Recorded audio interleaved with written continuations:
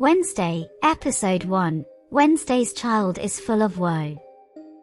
High school student Wednesday Addams discovers her brother Pugsley chained inside a locker. She takes revenge on the water polo team by releasing carnivorous piranhas into the high school pool. The team's captain loses a testicle, and Wednesday gets kicked out of her 8th school in 5 years. Her parents Morticia and Gomez decide to enroll daughter in Jericho, Vermont's Nevermore Academy, a school for outcasts. Since 1791, Nevermore has served as a haven for people who society defines to be too strange to live among normal people, including vampires, werewolves, sirens, gorgons, mediums, and others. In the meantime, a hiker is murdered in nearby Nevermore by an unidentified person. Thing, a sentient robotic hand, is made available by Wednesday's parents to keep an eye on her. In school, she meets her roommate Enid, who is a young werewolf, and total opposite of her. She introduces Wednesday the different groups in the schools and a popular girl Bianca. Wednesday is determined to anger the most influential students in Nevermore the following day. So, when she sees Bianca bullying a kid named Rowan during fencing class, she decides to challenge the school's queen bee to a duel. After a fierce battle, Bianca cuts Wednesday's forehead, proving to be the superior fencer and wounding the goth girl's ego. Later, Xavier, Bianca's ex-boyfriend, saves Wednesday from being struck by a falling gargoyle and dying. He also shares his stories with Wednesday.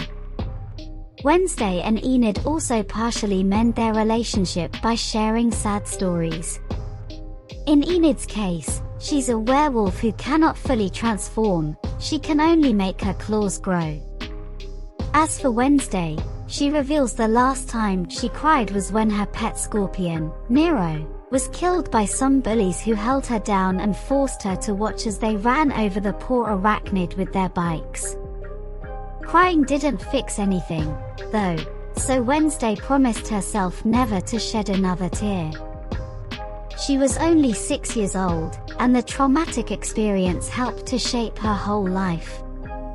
Wednesday encounters Tyler, a coffee barista, after dodging the court-ordered therapy session, and he agrees to assist her in leaving Nevermore. The principal, Larissa Weems, seizes her and brings her back to the school. Using a harvesting festival as a cover, Wednesday decides to get to the train station. She sends Thing to Tyler's home with a phone number written in his palm and uses Enid's computer to call her ally. Tyler agrees to help Wednesday, and they meet at the carnival. Tyler also brings Gomez Addams' old police file as a goodbye gift to help Wednesday better understand why Sheriff Galpin hates her family so much. Later on, Wednesday sees Rowan's death.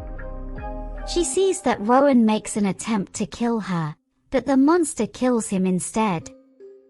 At the end of the eventful evening, Wednesday finds out her dad might be a murderer. There's an old prophecy claiming she's the destroyer of Nevermore. And there's a monster in the woods killing innocent people, but one that is also willing to save Wednesday. With so many questions to answer, Wednesday decides she'll stay at Nevermore.